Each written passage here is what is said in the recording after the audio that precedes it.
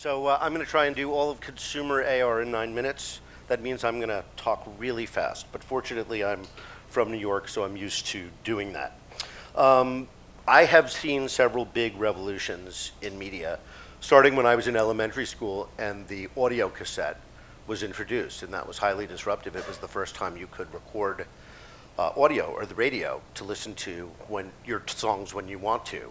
And then, of course, around the time I was getting out of college, the video cassette recorder was introduced, and that too was extremely disruptive. Then, of course, I saw the personal computer revolution. I ran a virtual reality company, and I guess my point here is that I've seen a lot of change from inside of big companies and startups.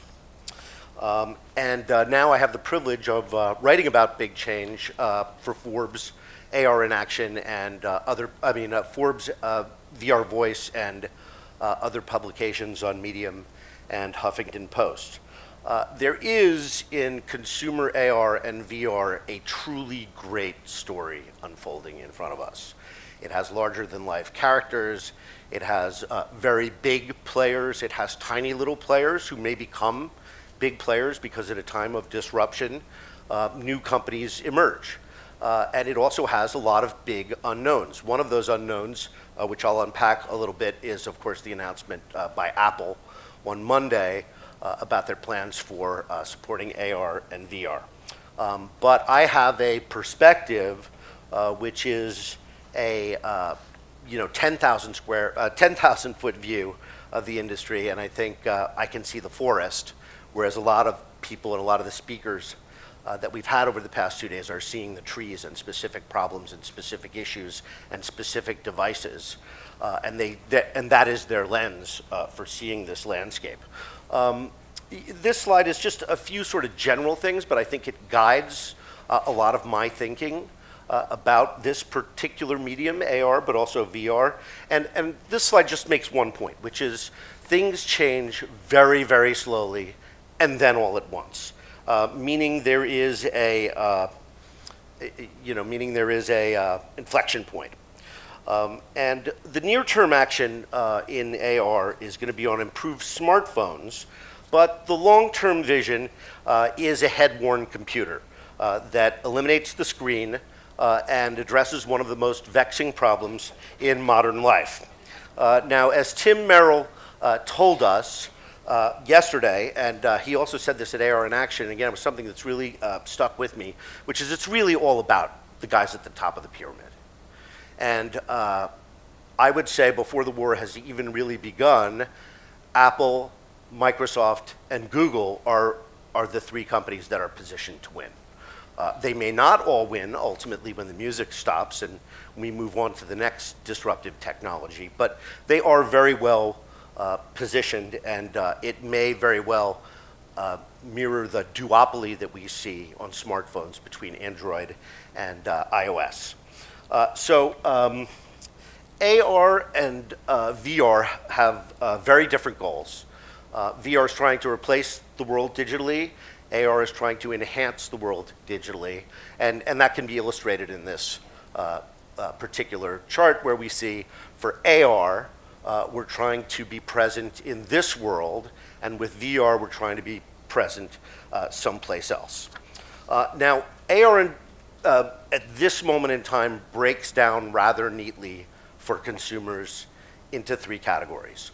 One is the kind of AR we can do today with our existing smartphones, the Samsung 7s, the Apple 6, and it includes things like Pokemon Go, and of course Snapchat filters and the other kinds of very simple examples of what AR is.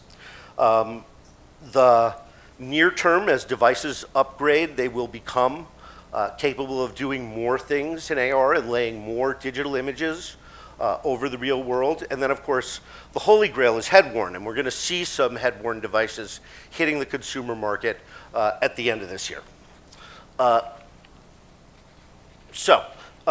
I said, this is a great story that's unfolding, and there are some things that we don't know. But let me unpack the Apple announcement on Monday a little bit because I think it's really significant. I also think their strategy, as it happens, is very similar to Microsoft's strategy, which is they want to be interoperable. They're viewing VR headsets like a printer that you plug in, and then you recognize the plug-in, and you're good to go. Of course, a lot of Apple devices do not have the kind of graphics card that you need. So for existing Apple boxes, you need a secondary box that has the VR-capable graphics cards in it. But I think that's an interesting move for Apple. I think we will see in the new Apple phones the same kind of enabling technology that we see from the Pixel and the other phones that are using the new Snapdragon processor from Qualcomm, which is an extremely fast and cool graphics processor that makes a lot of mobile AR and potentially VR possible. So, what makes us hit an inflection point? What makes a technology or a thing hit the upright of the hockey curve, of the hockey stick? And so a good guide for that is what happened with personal computing and what happened with smartphones. And again, one of the points I would make is for both of those devices and both of those extremely disruptive inflection points in the development of our technology, the killer app was communications and other people. And I think that's going to follow with AR as well. So when we think about what is the inflection point for AR, because consumers don't care what it is. Consumers care what it does. So what is AR going to do that's going to make people say, I have to buy that really expensive new technology? And probably, I'm going to say, telepresence may have a lot to do with that. But there are challenges, right? This slide shouldn't surprise anybody. I would only say this, field of view is a really big deal. And I'm going to say flat out right here, I don't believe people who say a 40-degree field of view is a good field of view. That's not the way we see.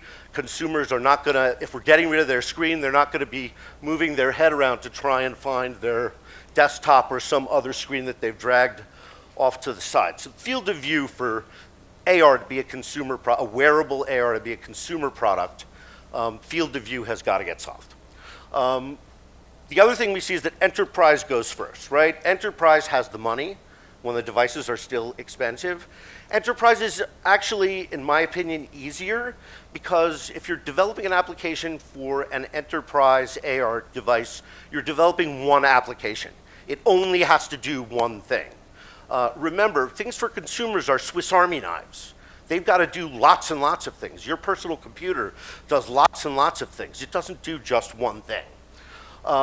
With regard to consumer products, this is one of the leading consultants and thinkers. He was actually at the last AR in Action conference, and he has an inside view to most of the big consumer tech companies and is a very pithy speaker.